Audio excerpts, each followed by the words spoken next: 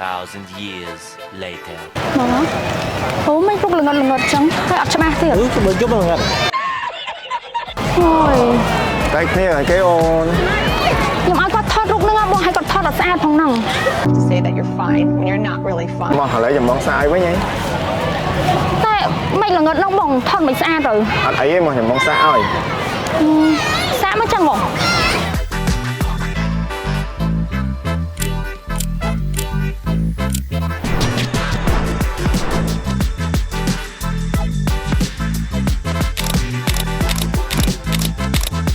អូស្អាតមែនបងច្បាស់ឲ្យភ្លឺល្អទៀត